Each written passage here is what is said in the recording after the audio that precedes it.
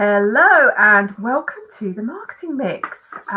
This session I'm really excited about, and you might think that we're being a bit previous with ourselves, but we're going to talk about what happens with the post Christmas lull and how you can plan for that. So at the moment, you're all busy getting your campaigns ready, or you've already got your campaigns going. You're planning what's happening, you're getting your stock. Everything is a bit crazy, and your focus is on the here and now. But what happens when Christmas is over and you hit that quiet period where everything just feels like it's fallen off a cliff? Well, for me, you have to start planning for that now. And that's why I am so happy to have Catherine Erdley with me today. Catherine is a retail expert and she is absolutely the right person to talk about this with me. And she's just got loads and loads of ideas to share, I know. So, Catherine, what I'm going to ask you to do is, first of all, just introduce yourself and tell us what you do. Hi, thank you so much for having me. My name's Catherine Erdley. I'm the founder of the Resilient Retail Club, which is my membership group and consultancy for product businesses. This is my 22nd year in the retail industry. Wow. And since 2018, I've been working exclusively with independent startup brands and retailers to help them grow their sales and build profitable businesses. Amazing. So, Catherine and I are going to talk about what you can do now to plan for that post-Christmas lull, and that's pretty much going to start almost as soon as Christmas is over and that sales rush is gone. So, if you have any questions for Catherine, please pop them into the comments box. I've got some that I already want to ask her, but as we talk, if anything comes to mind, please pop them into the questions box.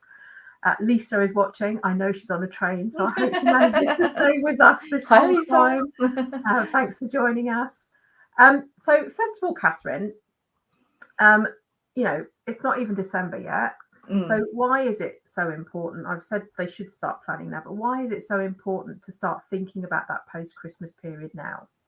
Well, I think there's several different reasons. I think first and foremost, it's just useful. I think understanding your business seasonality is really useful and really helpful for most business owners because it can help with everything from cash flow to stock planning to staffing. But also, really importantly, it can help you understand when you are just going to see lower sales because no business operates at a flat level throughout the whole year.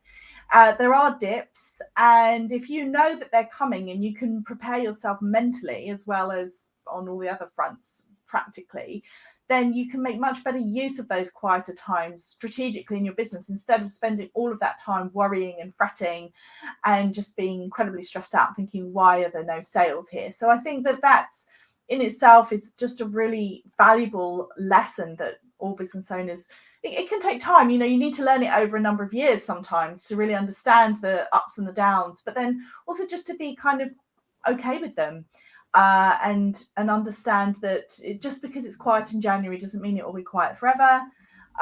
It's just one of those things. People have their Christmas spending sprees.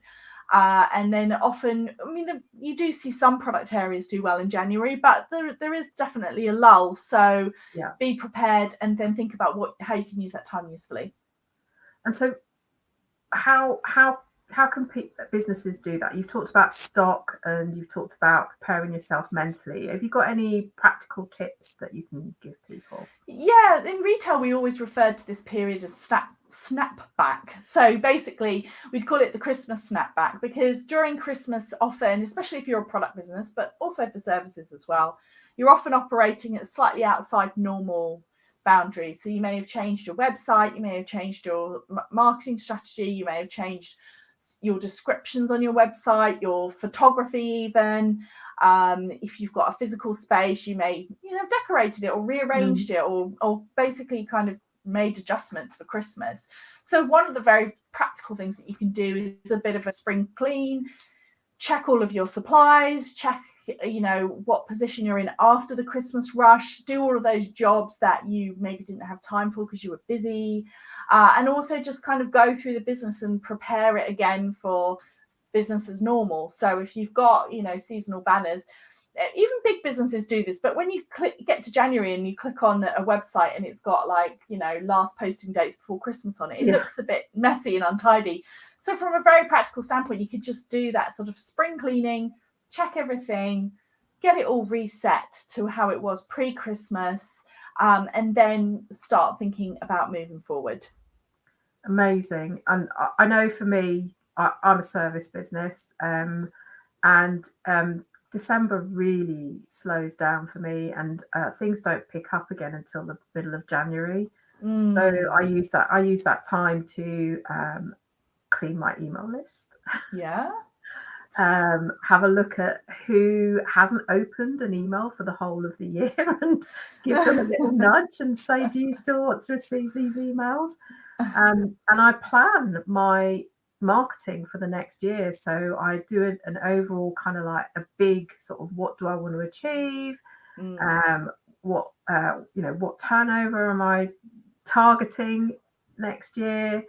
And what does that look like in terms of the types of businesses that I want to work with? And that all happens sort of middle of December to middle of January, because it is quiet for me. So I'm glad I'm doing the things that you're saying, and I'm not in retail, so it's heartening to know that I'm doing the right things. Yeah, and I think that time to look back and reflect is really important. Again, several different reasons. First off, small businesses tend to be absolutely terrible at taking the time out to say, this went really well, this bit went well. Like, we just often tend to kind of get to the end of the year and think, I was going to do this, I was going to do that, I didn't actually do it. Well, actually, what if you write yourself a list of what you did do? So take the time to celebrate your successes, to take a moment to really reflect on the fact that you've done things that you hadn't done at the beginning of the year. So what are you proud of? Taking that time to really think about that, but then also taking time to look at the data. And I often think that one of the most ironic things about running a business in 2022 is that we get a constant stream of data. We get pings on our phone, we get analytics that we can look at, we get email analytics. We see so much but ironically, because we're seeing so much, it's like we don't actually see the patterns.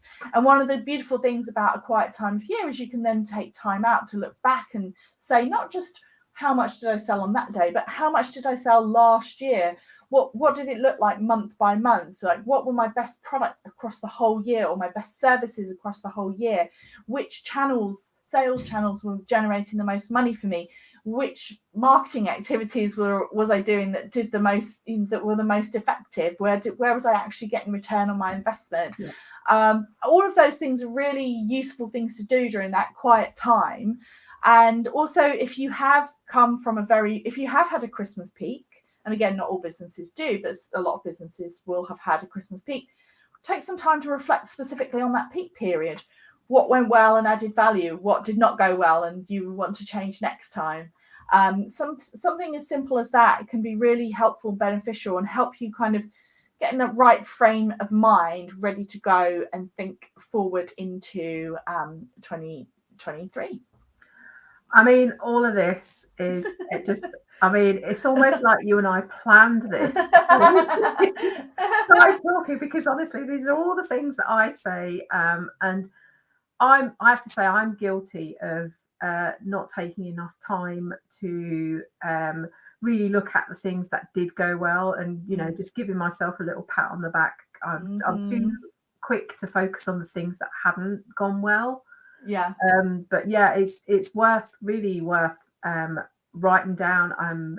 Just even as it happens throughout the year, but I know it's not always possible. But just think of the things that have gone well, because I think trying to end the year in that positive frame of mind is going to set you up really well for the following year. Yeah. So that's great. And like reviewing everything is just such a good idea. And I do that quarterly. So I look at all the goals that I set myself, and at the end of every quarter, look at how I've done, and I've got a little traffic light system. And at the end of the year, I'm going to go, well, what did go well and what didn't? Yeah. I also like a good old-fashioned SWOT analysis. So I always say with the SWOT analysis, I just like to take a piece of A4 paper and then you fold it in half and you fold it in half again. So you've just got your 4 quarters. It's all very simple to do. You can do it. Oh, I'm mirrored. And then you just write strengths, weaknesses, opportunities, threats. Yep. And then start going, start getting everything out of your mind. Strengths is always a good place to start because it's positive and it's upbeat. You can think about what went well. You can think about everything that was really good, that you reflect on your own personal strengths as a business owner, reflect upon the strengths of your team and the business as an organization. Really taking that time to flesh that out is a great starting point.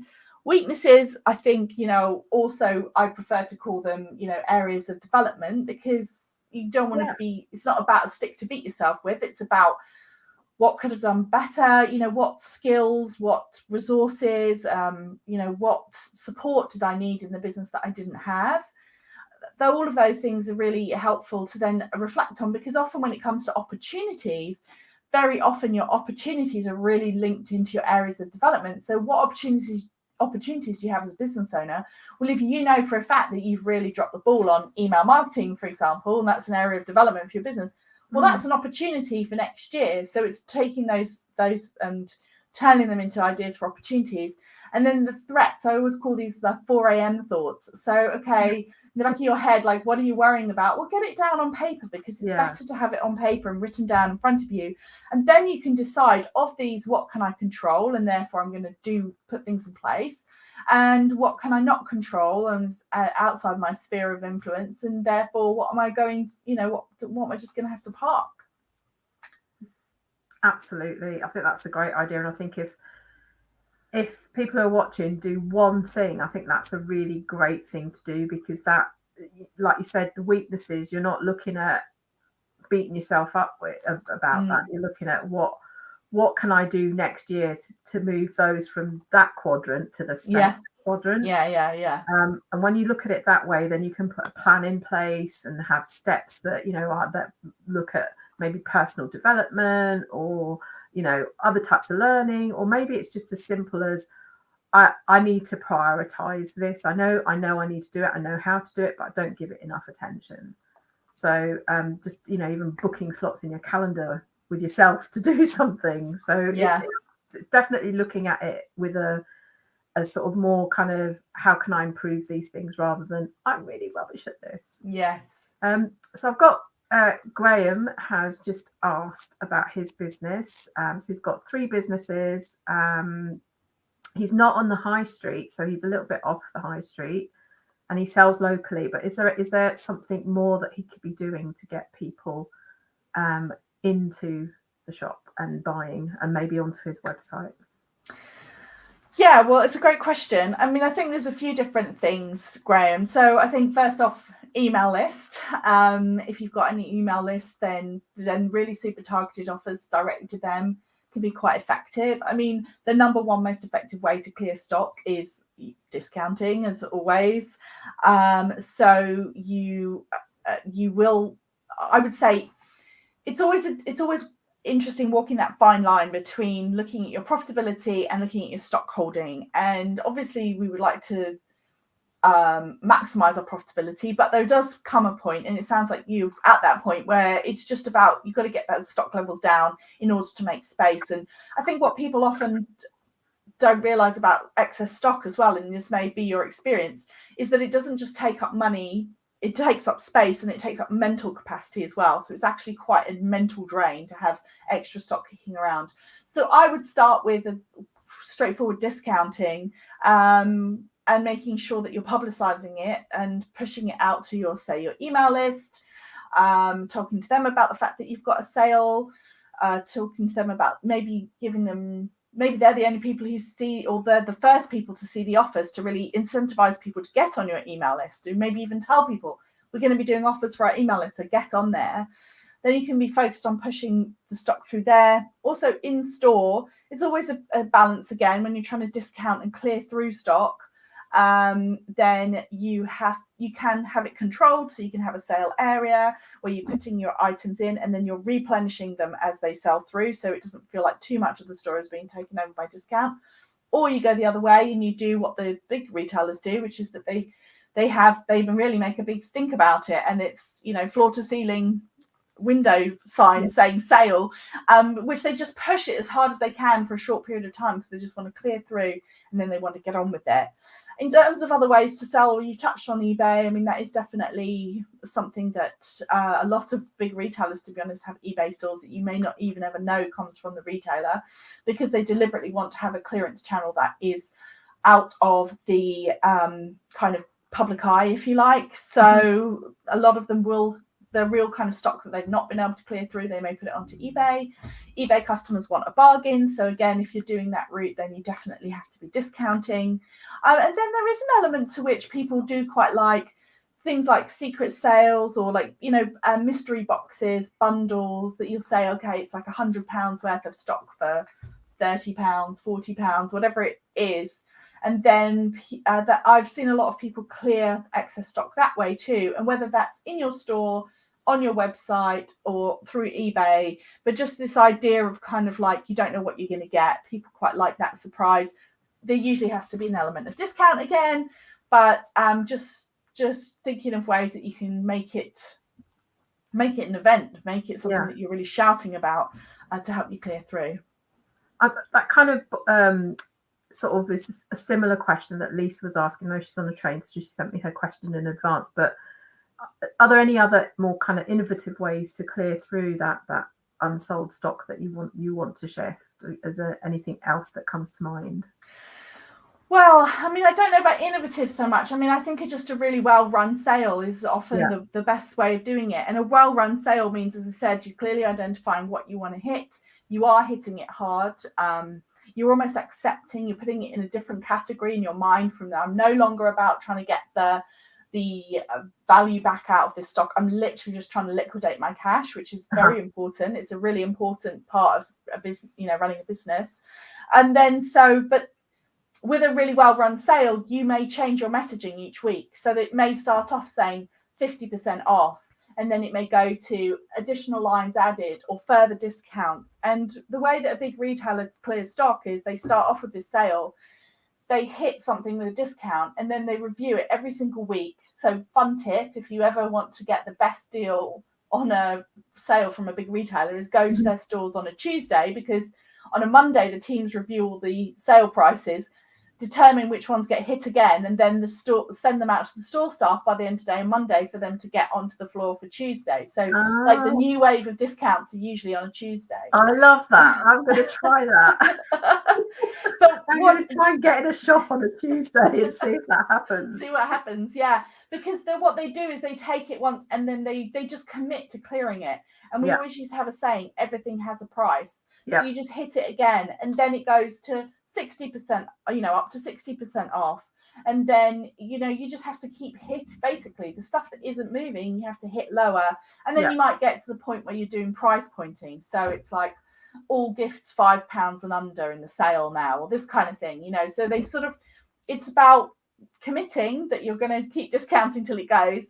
Managing the messaging so it's changing each week, so it's not necessarily just sale and that's all you say, and you say the same thing for 4 weeks in a row. And then ultimately you have to decide what happens if you get to the end of that time period and you still haven't sold it. Are you going to take it off the floor, bring it back out the following year? Are you going to donate it to charity, write it off as a tax write-off? Like, what are you going to do with it? But I think the key thing really, as I said, I'm not so sure that it's particularly innovative, but it's just literally about committing and then and keep rolling those messages through so it changes and it keeps that interest.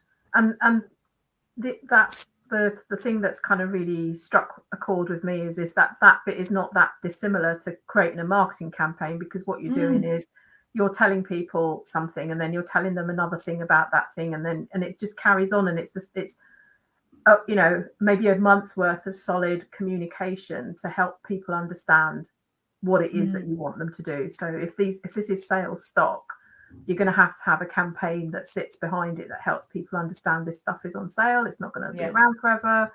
And switch up that messaging a little bit so that people don't feel like they're seeing the same thing again and again. Yeah. Cool. So just in that vein, is it worth having some kind of offer lined up for January to encourage sales? Well, I mean, it is the traditional time for stock clearance, as we touched on. I mean, any time really from Boxing Day, although even you'll see some retailers start going now before Christmas because they're trying to capture that last minute rush. But yeah, I mean, if you do have stock to clear, then I definitely think January is a great time. And, often people worry about discounts because they worry about the impact on the brand, which is a very valid fear. But I think that January is the time that if you're running a stock clearance in January, customers get it. They don't think anything of it. It's just sort of part of the normal rhythm. So I think definitely if you've got stock to clear, I think if you want to generate sales in January from your prime sort of stock or your prime offering, then it's really about thinking about what your customer wants in January. So if you're a service business, do they want people to work with them to plan their year, for example, to plan out their marketing campaigns? If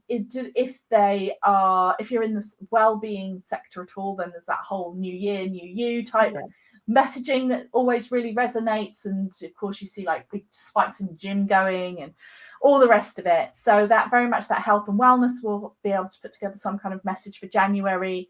And then the other thing as well is, I said, that kind of ties into the strategy piece, but like organization, that's always really at the forefront of people's minds in January. So should it be a promotion? Not necessarily. I don't think so. I think it's more about sitting down and working out not just what does my customer want in general, but what does my customer need in the month of January, and how can I provide it for them, talk to them about it. And does that mean that you've got to tweak your offering slightly to make it really specific for January? Well, maybe that's what you do need to do, and then it will help them really understand, okay, yes, this person can help me, or this person has the products that I want at this time of year. Yeah. And so are there tricks that big businesses use to encourage that repeat business? So they've had some offers, leading up. They've done Black Friday, they've done their Cyber Monday, they've done a January sale. Is there something that they do to encourage those people that perhaps are deal seekers to come back at other points of the year? I think probably they are using very specific email marketing tactics in terms of targeting people who've exhibited certain behaviours and then maybe sending them very targeted offers. There is also the concept of what is known as a bounce back offer, which you will see some retailers using, some hospitality use it a fair amount as well. So hospitality, for example, you go to a restaurant in December and it will say get £10 off your next meal in January. So there is definitely these type of offers. I mean, they can be a little bit helpful. I don't think I've ever seen them be like an absolute storming success, because people tend to kind of forget about them or put the voucher somewhere or delete the email or whatever. But it can be a way of just sort of trying to smooth your demand, is to try and get people to kind of come back and engage with you in the new year. But as I said, I don't think necessarily it's as much about an offer as it is about, well, I mean, an offer can just simply be, look, here are our new products or here are our new services. So yeah. And just talking about new products and services, is January, like, is the new year a good time to launch something new to help people like come back, or for you to remind them of you? Yeah, absolutely. I think definitely, as I said, January is where people turn their mind towards the new year, what they want to do, what they want to accomplish. So if you can help them accomplish that, whatever that may be, whether that's a health goal or a business goal or a keeping their house tidy goal, then yes, absolutely, it's a great time. And again, going back to this idea of the snapback, that was often something that retailers would do, is that you would see, well, I mean, in the retailers that really follow the seasons, it's Christmas out, Valentine's in. It's literally like a switch like that. Wow. So they will go directly from one to the other. Equally, like in clothing, there's usually a transitional range that they launch directly after Christmas, because everyone's kind of bored of seeing all the stuff, there's something really nice about when the fresh new stock comes in that's not been picked over by the Christmas shoppers. So yeah, it's traditionally is a big month for launching products. But if that works for you, for your business and services as well, I think people are in that frame of mind for something new, for sure. Yeah. And just one last question from Graham. Do leaflets work on a local basis? I think leaflets can work super well for a physical space. Yeah, absolutely. And also, actually, I think that when I think about the businesses local to me, then I think leafleting is important. Obviously, you know that you're targeting the exactly correct geographical location. I would think if you're going to do leaflets, I would almost encourage you to really have like a sale event. Like, you want people to feel like this is something special that is happening on this date. This is worth my while to come.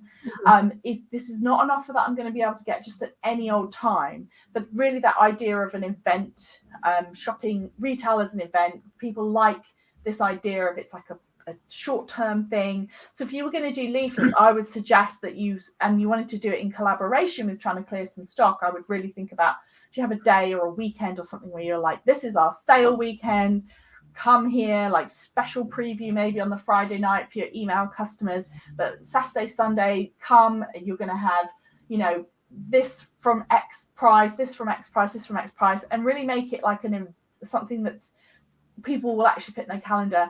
And I think that could work quite well. That limited time with the leafleting could work quite well in terms of really focusing people's mind for a specific time. And then even I have a local business near to me. They actually sat down, pulled out their 50 best clients, and they wrote them a note, an actual handwritten note, and they posted it through their door. Which was just, again, like going above and beyond to encourage them to come in. And they did have an offer. But yeah, that's the real dedication and the real connection you can have as a physical local business.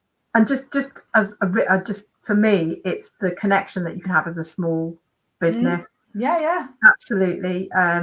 So it's definitely worth, if you can pull on those sort of connections, it's definitely worth doing that, because that's what makes us stand out from big businesses. Yeah. The local Sainsbury's isn't going to send you a handwritten note. No, it isn't. The local Sainsbury's might send me a book of vouchers to go and spend some money in their store, but they're the same vouchers that everyone else has. Exactly. So, it's horses for courses, but I do think that, we have that special kind of characteristic about us that means that we can have that connection. Yes. And show that commitment to our local community. Just before I sum up, I want to just give you Catherine's website. It's definitely worth checking out. It's in the comments there. So do check out her website and join her club. We've had about 20 minutes of Catherine talking, and I've already learned stuff as well. Not in retail, so definitely worth going and checking that out. But I would say, from what I've learned from Catherine today, is you have to have a plan in place now. So there's no point in thinking about what you're going to do when you hit that lull, because you're going to start planning then you'll almost get through it and you'll be like, what happened? I didn't do anything then. So now is the time to plan, especially if you're going to have a quiet period that that happens every year. Look back on what you did last year, and if that was successful, think about doing that again and how you can improve it. Absolutely follow every bit of advice that Catherine has given you today, because I tell you what, it's gold. It really is. I again, not in retail, I didn't really know any of this stuff, so it's amazing to have had you on and to give us the benefit of your wisdom. And I'd say, just don't wait, start now. So that's my advice, and start now by going to Catherine's website and checking out how else she can help you. I know she's got a podcast as well. Yes. So make sure that you the Resilient Retail Game Plan. Yes, for sure. So this is the last marketing mix for this year. I am going to be doing as I mentioned already, I'm going to be doing my planning for next year. So if you want to tell me what you want to see on the marketing mix or in anything else that I do, how can I help you with your marketing? My big fat survey of the year is out at the moment.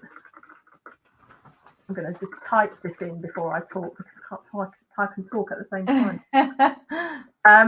If you fill that in, you could possibly win 1 of 3 hours with me to talk about your marketing and talk about your challenges for next year and how you could overcome those. So there's a prize draw, fill in the survey, fill in your details, you can win some time with me.